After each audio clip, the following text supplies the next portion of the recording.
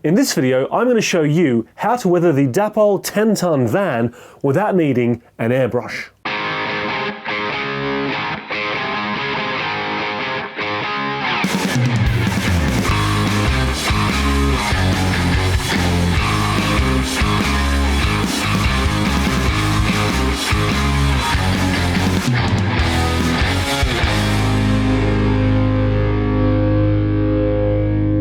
Hi there and welcome back to Newton Grove. Now, a lot of us like weathering. We see wonderful weathering, we're impressed by weathering, and a lot of us would like to actually have our own weathered locomotives and stock as well.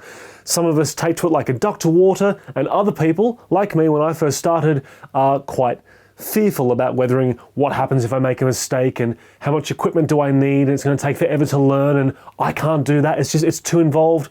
Well, do you know what? Weathering is actually incredibly simple, and you can do it with literally just 1 or 2 shades of paint. You don't need to buy an expensive airbrush with an air compressor and everything attached to it. You literally can do it with just a few simple ready-made items. So cracking straight into the video, I'm going to show you how I weathered one of these Dapol vans to basically how you see here, using only 2 paints and then a few weathering powders as well. So let's go through our list. The first thing we're going to need is the paint. Now for these, I use these wonderful enamel sprays from Railmatch. This one here is Sleeper Grime, and this one here is Weathered Black. Now I've used Weathered Black on many things before, locomotives, I've used it for the top of my shed roof on Newton Grove, and many things. It's a really good base color, and it's unlike some of the other weathered blacks out there, this one's actually a really good charcoal grey weathered black. It's wonderful. Sleeper Grime, well, it does what it says on the can. It's wonderful to replicate dirty track and sleepers, but I find it's also wonderful as a base weathering for things like weathering wagons and vans and so forth. And that's exactly what I'm going to use today. And because these come in a spray bottle, you don't need an airbrush. It's great. Now, one of the things I have found before we get into the video is that after a while, depending on how often you're spraying or the time of year or the conditions it's in, these nozzles here, they do clog up very easily after a while. Even if you do, tip the can upside down and spray it out, they can clog up very easily. So what I did is, well, not as I was doing this, what I had to do is I went onto eBay, bought myself a few replacement spray nozzles, about 10 of them in a packet. Trust me, do that when you're buying these things. They're worth their weight in gold because I guarantee that these will and do clog up. The other thing we're going to need, of course, is some thinners. Make sure that you're using enamel thinners because these are enamel paints. You don't want to be using acrylic thinners because it's not going to work at all. I've got myself a pipette so we can draw some of the thinners out. I'm going to put the thinners into this little paint container, and that will become apparent very shortly. We have some cotton ear cleaners, cotton buds, whatever you want to call them. And for the final touches, which is much later after everything dries, is the Humbrol Weathering Powders Pack. This is the Aging Powders Pack. Now, of course, you can either use these separately if you buy the larger ones. These ones here come in a pack where you get the small little tubs. There's not a lot in there, but there is more than enough to do what we have to do. So the first thing that I'm going to do here is I'm actually going to spray the roof, and these are removable, as you can see. I'm going to spray the roof weathered black because that's going to give me a wonderful coat, just like this one did over here, and then I can put some different textures over the top of that. So to start with, I'm going to get my weathered black out, give it a really good spray. Now, of course, disclaimer here, they always say if you're going to be using an airbrush or sprays and so forth, please work in a well-ventilated environment with a respiratory mask and blah, blah, blah, blah, blah. So I don't want any comments down below about, you didn't wear a mask and you're meant to have an extractor fan and so forth. My house, my garage, my models, my life, my rules, my risk. Do I make myself clear? Good. Right, so to begin with, I'm just going to put the roof on top of this small little raised Lazy Susan. And just from a bit of a height, just give it a really good liberal coating. Make sure that as you're doing this, you're also doing it from all the sides because, of course, the sides are actually brown to match the rest of it. And there you go, that is now the roof completely done. No airbrush needed. And that's really all I need the weathered black for. So I can now put that to the side, and I'll also put this to the side to dry. Now we bring in the van itself. Now before we get going, I want to make a small disclaimer here. What you're about to see might give some people a small heart attack. Some people are going to say, why on earth are you doing that? You put far too much on, you're crazy, you've just blown all that money. Don't worry. The thing about weathering, it's not so much what you put on, it's often what you take off. So in preparation, I'm going to get a few ear cleaners ready, and I'm going to get my thinners, and I'm going to put some thinners into my little paint tureen over here, whatever you want to call it. Now always make sure that you put your lid back on top of paints and thinners and so forth. You do not want to accidentally knock them and spill it everywhere. Ask me how I know. Get our sleeper grime over here, and we're about to attack this van. Now, by the way, full disclaimer as well, a lot of things you see here we also covered in the Key Model World Weathering Series 1960s rolling stock. So if you're a subscriber to Key Model World, then make sure you jump onto there and look at that video series. Part 1, of course, is free on YouTube. You can watch it there. I'll link it at the end of this video, but you get to see some fantastic tips and techniques from both Mike Wild and myself. This happens to also be one of them. So, from a bit of a distance, I'm just going to spray this on.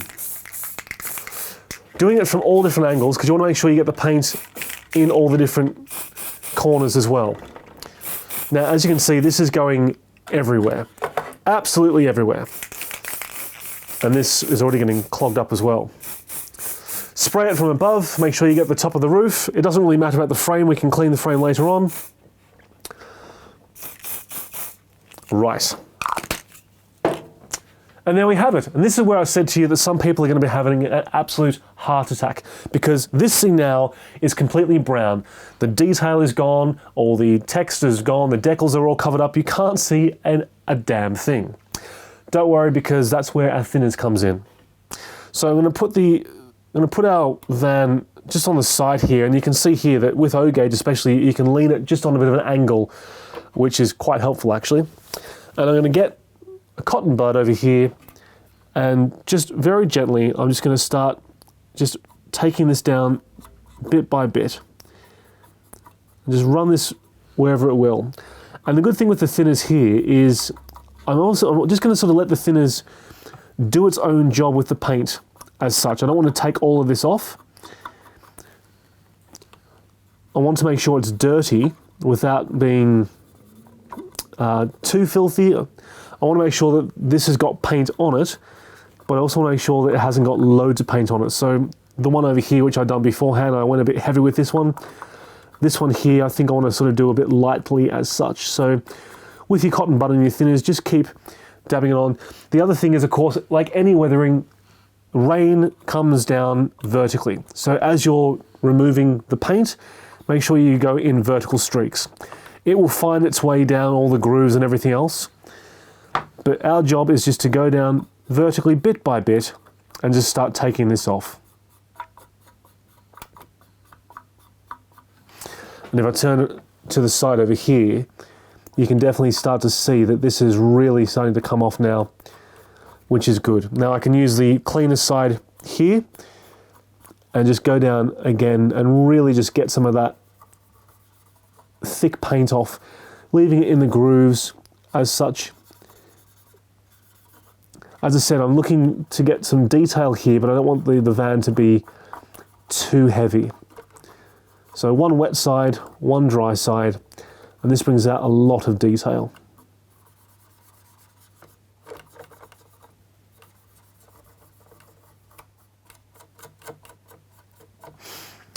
And you can see there already, if I just turn this to the other camera, whilst it's not dry yet, that is looking really good. You can see how it's gone into all the crevices as far as where the metal is, all the detail between the wooden planking. And when that dries, that's going to start to look really good, because of course this does dry matte. So before the rest of this now dries completely, I'm going to go ahead and do all the sides and then show you the results. Depending on the time of the year that you're actually doing the weathering, will also depend on how soon you've got to remove all this stuff. Now I'm lucky because as I'm recording this, it's December. It's only about 7 or 8 degrees outside, and the enamel spray is not going to dry quickly. Whereas if I was doing this in high summer, where it was 25, 30 degrees outside, and the garage was very warm, then the enamel would actually start to dry fairly quickly, which does make it a bit more challenging to get off. You need to work a fraction faster that way. But once you get the thinners on there, it does pull things out. So it's not that bad, but obviously if you're doing it on a very hot day, then you do need to be mindful of that. It's a good thing that these cotton bud ear cleaners are very cheap as well, because you do go through quite a few of them. This is looking lovely. You can really start to see the detail in this now. I can go back onto my original side over here that I first started with and just do a second pass with another dry cotton bud, just to really start to get some of this paint off and just mold it into where I want it to go.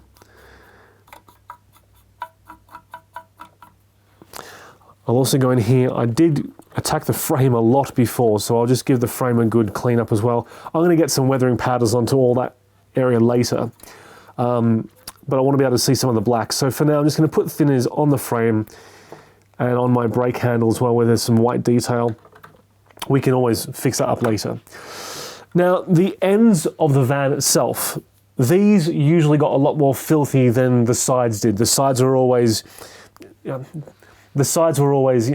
weather comes across them, whereas the rain and so forth doesn't get into between the vans as much. And of course, back in the days of steam, well, all the smoke comes out, the soot falls down, and it hits this side. So if you look at most rolling stock, especially freight rolling stock, then the ends are a lot more filthy than the actual sides are.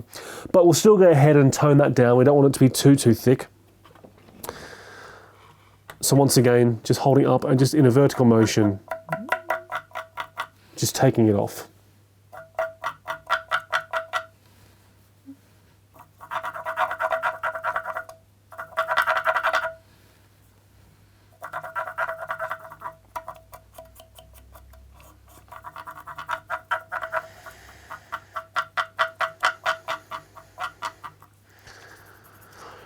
As I'm doing this, also make sure that I'm doing the frame as well. Always make sure that when you're moving around your cotton bud that you're not going from side to side, because when it dries, you are going to see those streak marks and you're going to regret doing that. I'll do the other side now as well. Get a lot of thinners onto this, and you'll find that it'll just spread where it spreads, and it will make its own natural patterns as such.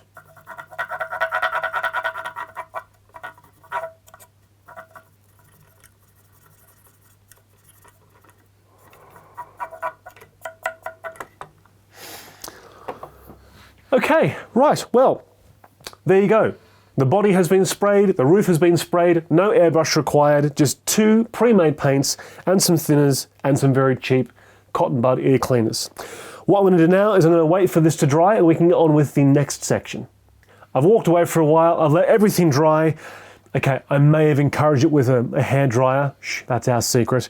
And now what we can see here is this is looking so much more realistic and weathered down already, which is fantastic. And all we've done is just basically put 2 sprays over it. As you can see, by streaking down on the body with the thinners and the cotton buds, it really helps to thin it out, bring back the detail, bring back the color. But what you're left with is a lot of wonderful weathering detail in all the moldings over here. So for example, where the metal structure comes down, where the wood joins itself, you can really start to see all that detail there.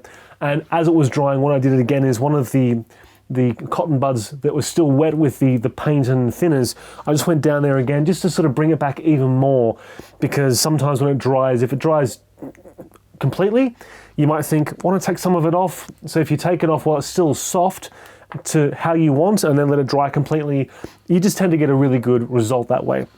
So hopefully what you can see here compared to how it was at the very beginning, I'll show you that shot now so you can see what it used to look like compared to how it looks like now. Hopefully you can see a really big difference and change. But what I want to do is now tone this down even more.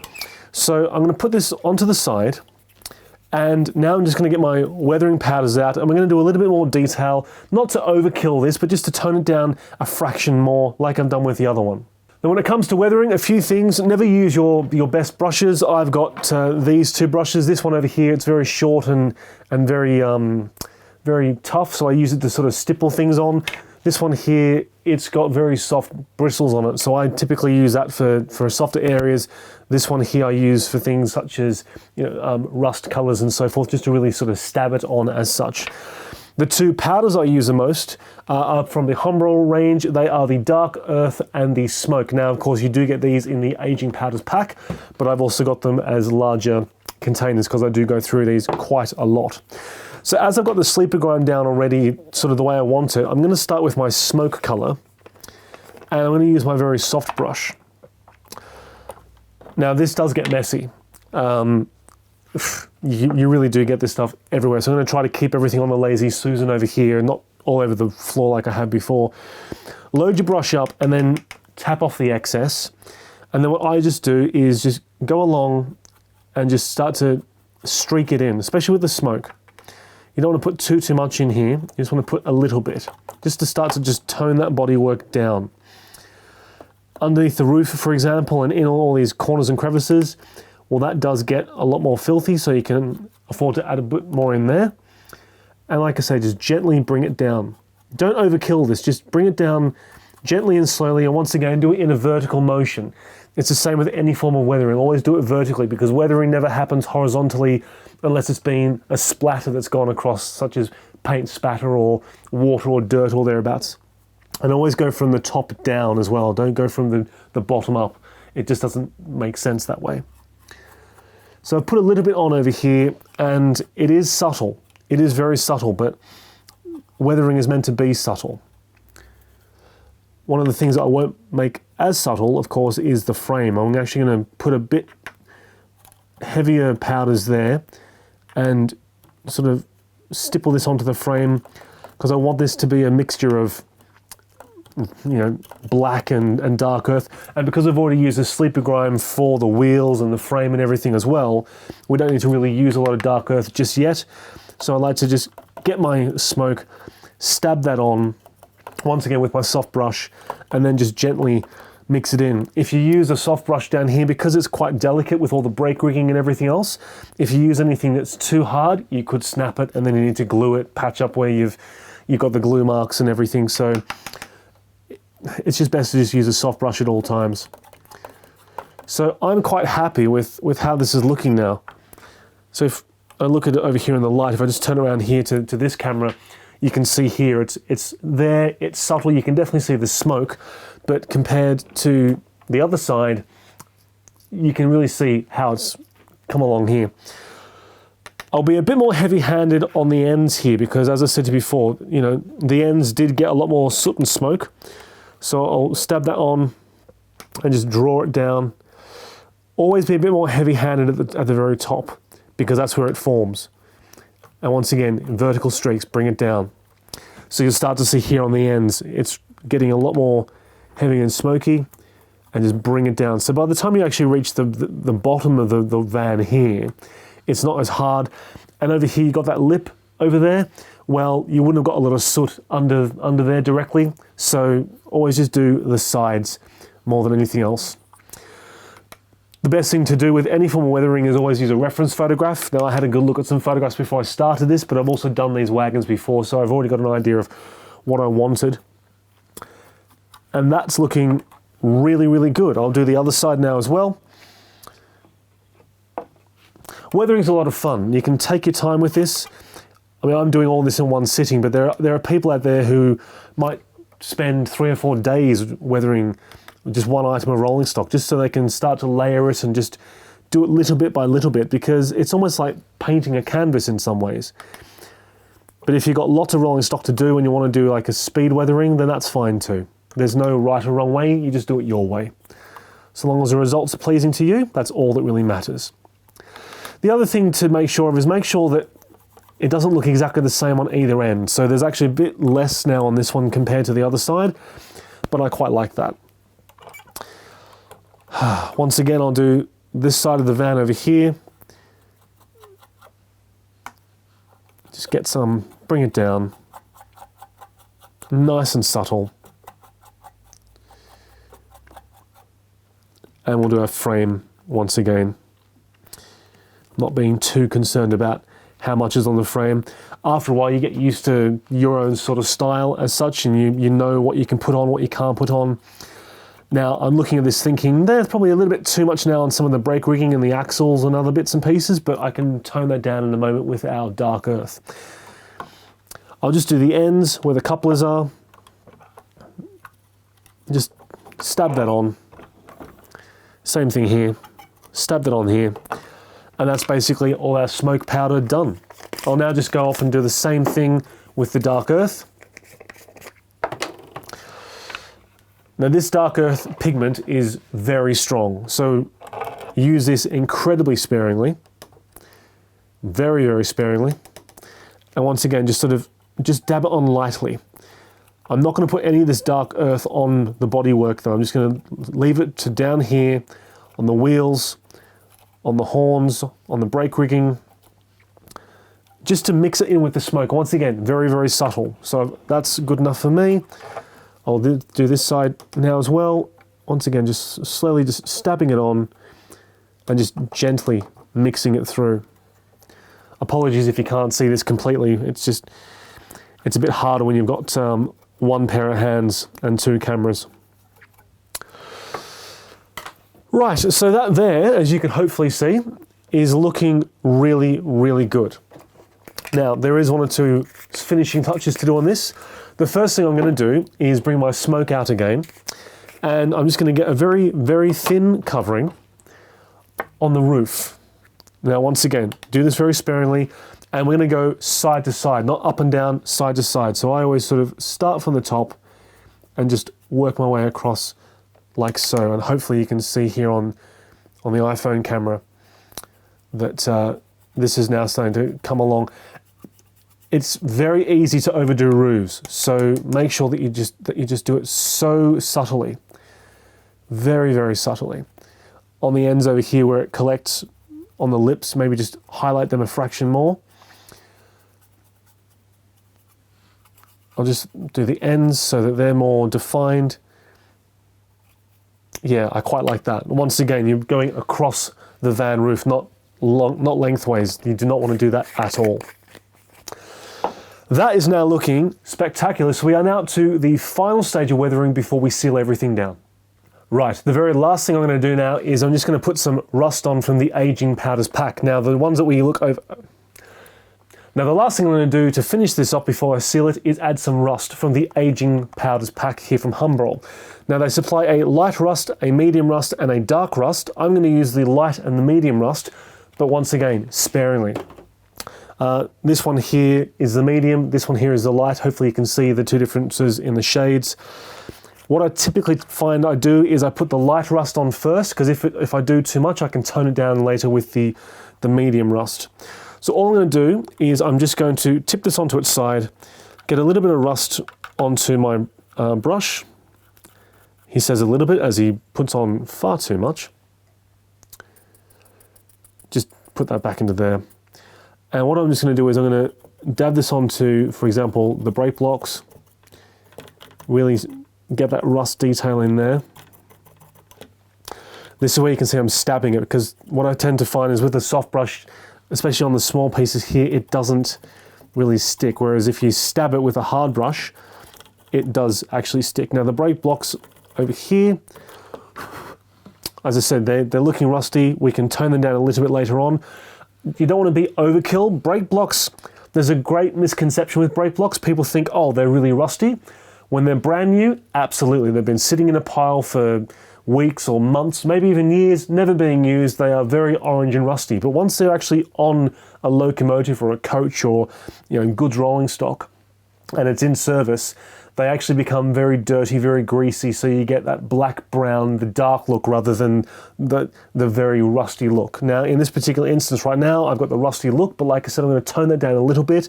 So the brake blocks will look new-ish, but not brand new. So never paint all of your brake blocks, especially on your locomotives. Never paint them bright rusty, because that's not actually how they look in real life. We'll swap this over. We'll do the other side. Once again, I'm stabbing this on. Now you will get some on the wheels. You can't really avoid that too much, but that will come off. And if you want to, you can just spin the wheel around, just make it look a bit more realistic in some ways. If you get some different patches of color on, it doesn't matter, because it looks fantastic, really. That's looking really, really good. Now I'm going to tone that down with the medium rust, and I can put some of that on some other parts of the brake rigging as well. Now this is still light, so you don't want to use too much of it. So I'll decanter this back into the top over here. Once again, just sort of stab it down. What I'm going to do is I'm just going to spin the wheel around and just put a little bit in there because the wheels do get a bit filthy. Stabbing it around. You can even afford to just do some of the hangers over here, just once again, just very lightly stabbing it. You just want to get a little bit of extra detail, which you can hopefully just see here without doing too much. The other thing that you can also do is do the other side of your brake rigging. Because rust doesn't form on one side, it forms everywhere. So do both sides, top to bottom, front and back, all that stuff. Once again, just be careful that you're not breaking anything. And then we can flip this over and do the other side too.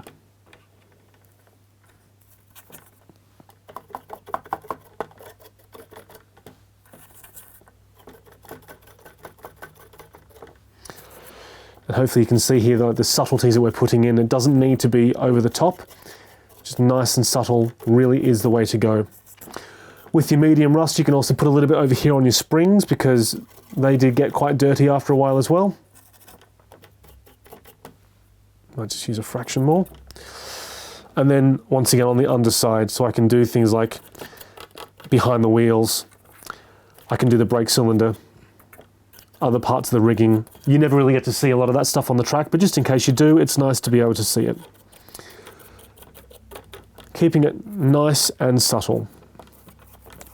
Run it along the wheel, up the top. That's good. And then I'm just this side again, I'm going to do those springs just to sort of really tone them down. Now, if you find that you've put a bit too much of this on, you can always go back over again with some dark earth and some smoke and tone it down. The Humbrol black powder is also quite good. I tend to find it doesn't spread as easily as the smoke and the dark earth, but it does help to just blend everything down a little bit. So when I look at that now, that to me is looking great. You can just see here, you've got the highlights in your frame, the wheels, the brake rigging, the springs like you have on both sides, and that's quite good actually. I really like that. It isn't too over the top. The other thing you could do if you really, really wanted to, whilst you've got some excess things on your brush, is just stab a little bit, for example, on the side of the body here, just to catch on some of the raised details. Now, you may not be able to see very much. Chances are you won't, but it's there.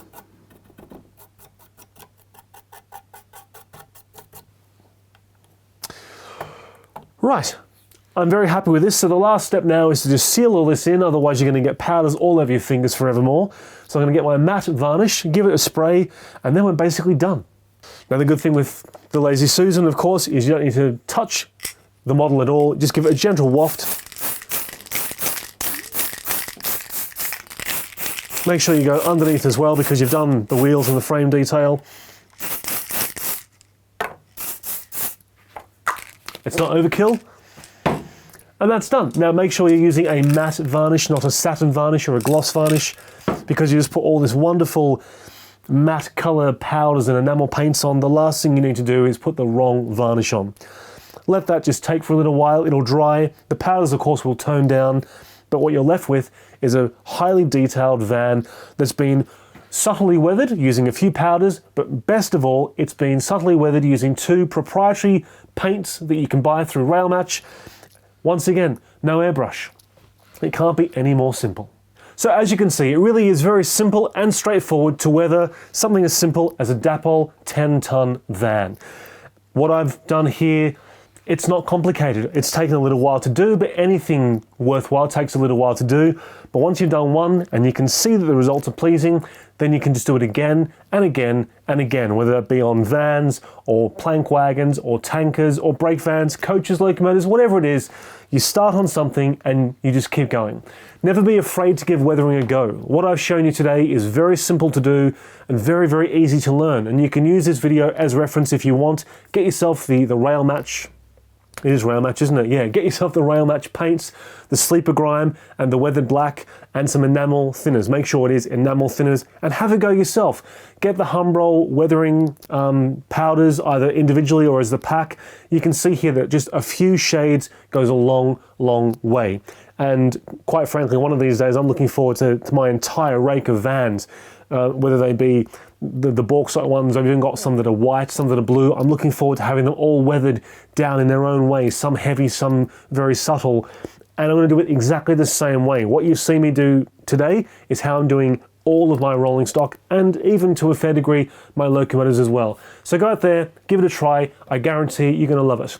Now do me a favor, comment below. How do you attack weathering? Are you scared of weathering or do you love weathering? Has this video helped you? Has a technique very similar helped you before? Or have you found a better technique that could actually give you better techniques that maybe takes half as long? Whatever it might be, I'd like to hear about it down below. In the meantime, thank you very much to the Patreon channel members. I really appreciate your support, and my YouTube channel members as well. Thank you to everybody who likes, comments and subscribes to the channel. I really appreciate your support. If there's anything you'd like to see on the channel apart from things like Meet the Fleece and the progression of what will become Not Lob, just leave me a comment below, let me know, because this channel is all about O gauge, 7mm and anything that falls within that particular range of this wonderful hobby that is model railways. Right, I'm going to get myself cleaned up now because it's all my jumper, it's all my fingers. I've had a lot of fun though. I hope that you've taken something out of this, and I'll see you next time on Newton Grove.